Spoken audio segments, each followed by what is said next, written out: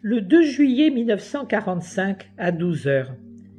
Et je sais ce que tu m'as fait, Seigneur, en m'emportant avec toi dans ton voyage vers Jérusalem et Béthanie, dont la tristesse et la paix étaient si douces, je le sais.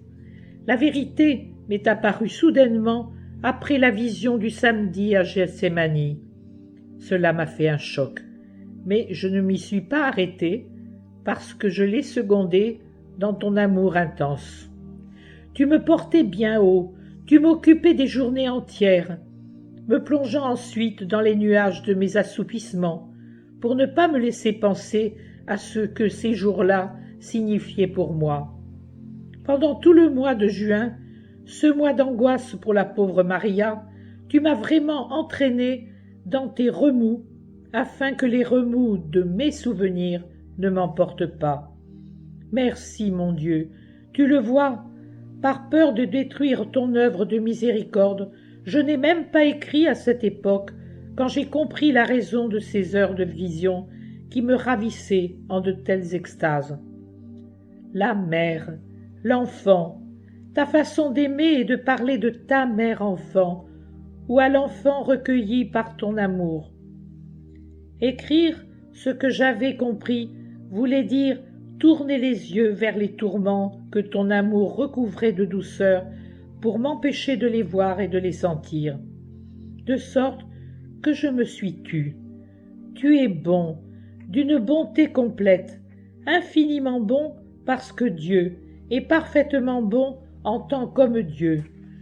Tu comprends que les souvenirs fassent mal, que certaines choses troublent, et tu ne veux pas que les morts ou les agitations troublent ton porte-parole, déjà si épuisé, si épuisé. C'est pour ça que tu m'as absorbé en toi, dans ton passé de Jésus de Nazareth, pèlerin et maître sur la terre, afin que je ne pense pas à toutes les dates funèbres que compte le mois de juin pour moi. Les tourments étaient présents malgré tout, mais atténués. Il y avait les sanglots de la pauvre Maria qui a vu, pendant ce mois de juin, les pires tempêtes de sa destinée, celles qui m'ont arraché à mes plus grandes affections pour que je ne refleurisse qu'en toi.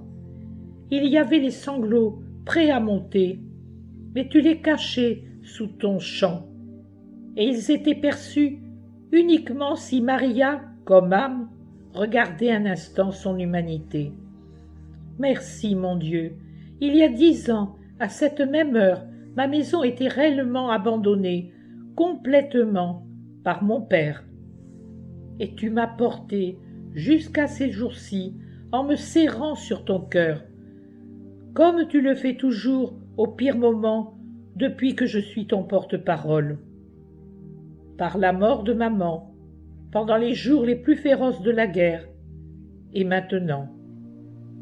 Il n'y a que l'année dernière, quand tu m'as laissé boire toute l'amertume, en avril et en juin, selon un dessein qualifié, je crois, de réparation des désespoirs et leur réconfort.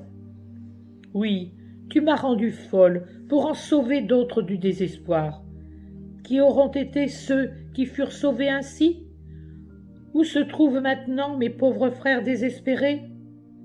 Ce matin, j'étais à 2 doigts de la mort. De 7 à 12 heures maintenant, une crise cardiaque.